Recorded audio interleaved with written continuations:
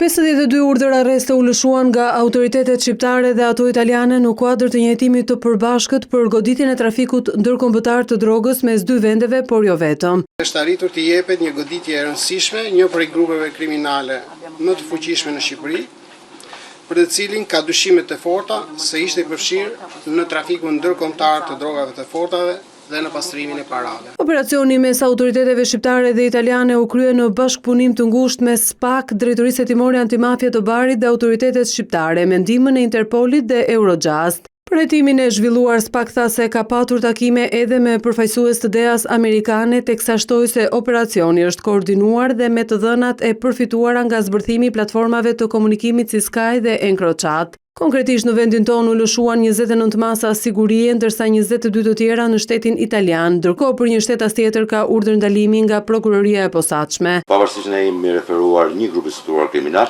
ne kemi parë që ka patur një organizim me fill kriminal, 3 në ndarje të tjera, të cilët kishin aktivitetin kriminal nga vendet e Amerikës Latine në drejtim të Evropës apo në Itali dhe në Shqipëri. Mes personave të arrestuar janë edhe punonjës policie, avokat, pronar bizneser si dhe zyrtar të tjerë. Këta persona janë përfshirë në veprimtari kriminale që është zbuluar nga SPAK gjatë hetimit të grupit të trafikut të drogës. Për këtë grup që si bazë kishte qytetin e Durrësit janë dokumentuar 40 raste të trafikut të drogës gjatë viteve 2020-2025 drejt Italisë, Shqipërisë dhe vendeve të BE-s, ndërsa vlera totale e transaksioneve të drogave të dokumentuara arrin në 4.5 milion euro. Pra është dokumentuar i gjithë cikli i lëvizjes së lëndë narkotike nga vendet e origjinës në drejtim të Shqipërisë apo vendet tjera të Bashkimit Evropian. Dhe janë dokumentuar mbi 30 episode të qarkullimit të parave nga Italia apo vendet tjera të Bashkimit Evropian në drejtim të Shqipërisë në një vlerë prej afro 5 milion euro. Por si hynin në Shqipëri paratë përfituara nga trafiku i drogës, prokurori italian Ettore Cardinali tregoi më tepër detaje nga hetimi.